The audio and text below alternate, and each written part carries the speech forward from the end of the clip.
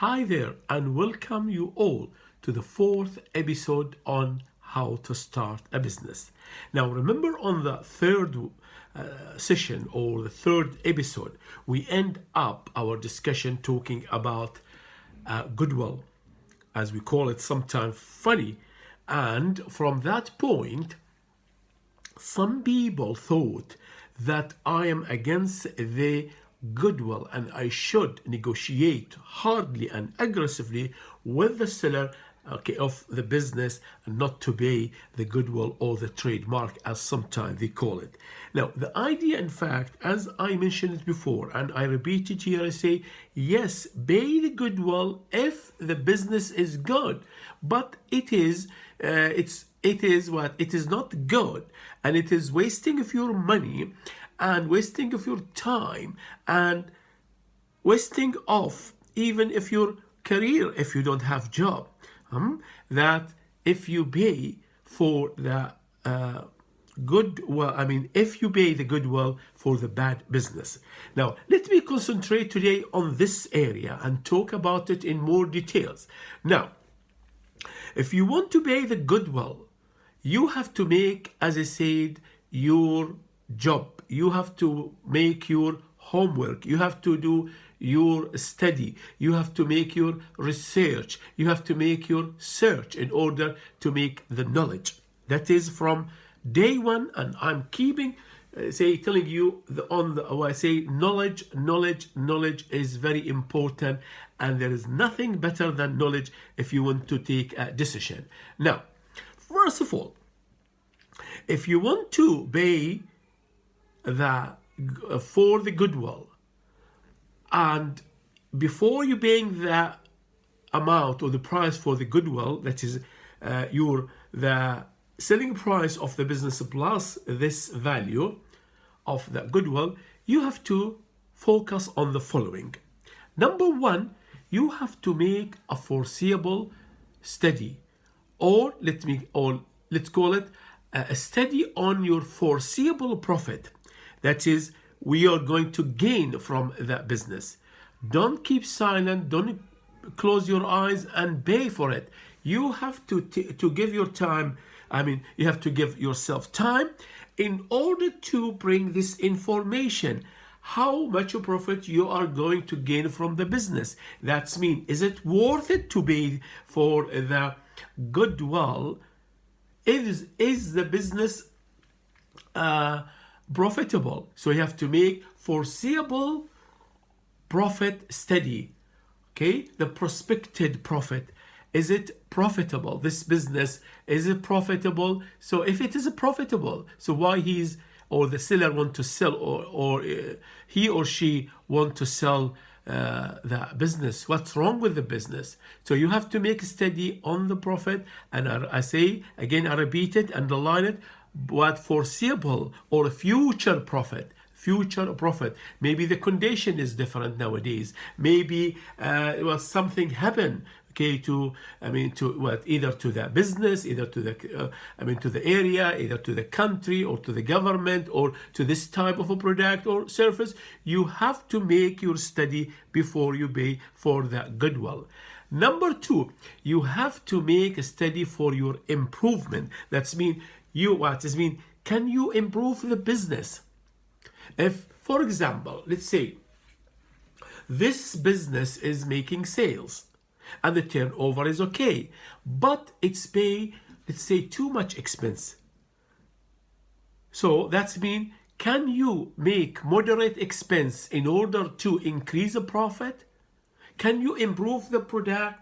Can you make, let's say, more favor, let's call it, on the product or the service, so I can improve my business? Sometimes you can say, well, the business is good, but the owner of the business, that is the seller in this case, he's not good. He has no experience. He has no, intelligence, to improve that business. But I can do it. I can improve the business, and I can increase the cash, and I can increase the profit. Here I say, yes, it is good. So you make a study on the foreseeable profit. You make a study on the well, say on the improvement or your improvement, of course, your own improvement on the product or the service and on the business itself. Number three, you have to make a study on the customer around you, because you depend on them, because they give you that money. You depend, as we call it, say in business, they in fact provide you the the bread and the butter. So therefore, you have to have a good knowledge, a good study, a good information of the customer. For example, let me give you an example. Let's say that you are selling a school uniform. So, and then you have to make a study on the on your customer, because the customer are here the school and the students and their parents. Now, make sure that the school is not going to move to other area in the future or in the near future. Okay, and also maybe you are selling some items for the kids or for the for the student. So you depend on them before they go to school, after they school, and they buy this collection from you. So therefore, what about if the school is going to be closed down? What about if the school is going to be moved to other area? So who will be affected? You will be affected. Therefore, you have to study the customer. You have to bring information about the customer, the taste of the customer, and every single information about the customer and the future, as I said, was a relationship with your business. Okay? All types, of course, as I said, we have different types of customer, and each business has its own customers, and the customer is or are depends on the product or the service you are offering them. So now you bring the information on the customer. Now, number four, you have to make sure that this business is fashionable or not fashionable change. If it is fashionable change business, you will make a profit for 1 month or 2 months, and then you have to wait until you bring a new fashion. Because if the product is go out of fashion or out of, let's say, order, that means you will become out of order. So no cash will come to you, no profit will come to you. Therefore, make sure to study also the nature of the business. Is it fashionable or not fashionable? Now, up to here, I'm talking about the retail trade as we end our episode last time. What about if you want to buy a manufacturing or wholesale business? For the manufacturing specifically, well, we have to do the same study plus two important things, which also sometimes I needed for the retail store. This is number one is the cost control. Number two is the credit control. The cost control, that's mean that sometimes the business, as I said just now, make turnover and the sales is excellent, is good, but the expense, the cost is let's say the cost, the total costs are very high. Therefore, this business, which I'm going to buy it and I pay huge amount for the goodwill, is make peanuts profit. So why I pay for that? So therefore, you can say, okay, I can do something about it. I can manage the cost. I am, let's say, management, let's say, accounting student, or studied management accounting and cost accounting, so I can do something. In fact, I heard and learned about, let's say, Japanese techniques for the cost management and the cost control, so I can do it. Yes, if you can do and you are sure you can do, pay for the goodwill. But if you are unable to do it, please don't waste your money. It is your business, as I said before. It is your baby. It is your money, and it's up to you. But as I said, this is what cost management is very important. If you can do something, if you want to improve the business, you can manage that cost, control that cost in order to increase the profit, and bear in your mind, and always this point is very important, the higher the cost, the lower the profit. And the lower the profit usually occur, the lower the cash. Number two here for the manufacturer also, they should focus on the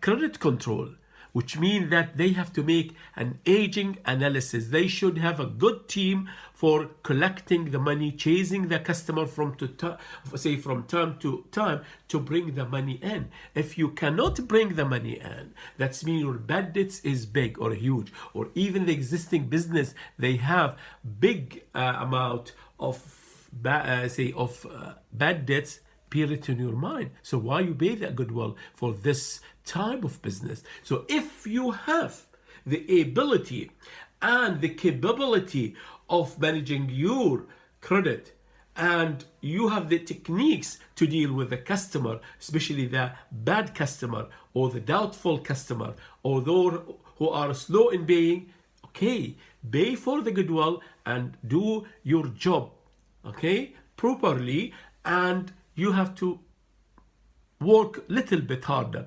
If you cannot and you are not able, please do not pay for the goodwill. So that is if you want to buy a manufacturing. Also, even if it is retail shop, as I said before, bad debts is very important. Do you remember in episode 1 when I said make the provision for doubtful debts in order to face the bad debts in the future, and that will reduce the your problem because you already included in selling price. But here we are talking about the goodwill. Shall I pay for the goodwill when I know that the bad debts is big or bad and I cannot do anything about it? I say no. But if you can do about it, or something about it, and if you can manage your debts, you manage your credit, yes, it's up to you, you can pay it. Why not? Finally, for all type of business, always be facts oriented. Usually be objective.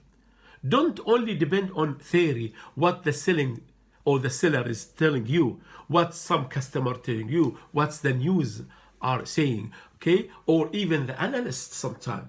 You can read about it, or you can read their notes and their analysis, and sometimes they give you hints that the business will be okay, but should be based on fact. So always try to be objective and fact oriented, as some business people say that managers without fact like fish out of sea. So therefore, don't be trick with the theory only. You have to be fact man or fact woman. That's mean based on or what on facts and knowledge, okay, and and fact oriented. Otherwise, if I were you, I should not pay for the goodwill, plus even the stock, as I said, if it is old stock, obsolete stock. Remember again, to end our episode today, if you want to pay for the goodwill, remember, number one, you have to focus on what? You have to focus on the study about the foreseeable profit. You have to focus on the study on the improvement on the business. You have to focus on the customer around you. You have to focus and make a study on the nature of the business, fashionable or not fashionable.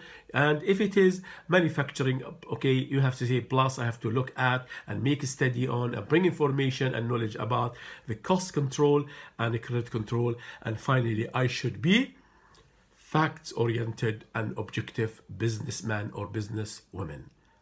Okay, and this is in fact, I was just to inform you again, that is the end of let's say the episode when we talk about the about how to start a business. In the next episode, I'm going to talk about what about if business is failure. So we'll talk about failure, we'll talk about improvement, we'll talk about credit control in more details. That will come in the future. But if you have any question, please do not hesitate to call me or to send me an email or to send me a message either on the WhatsApp or the Facebook or on the Instagram. Thank you very much and good luck. Thank you.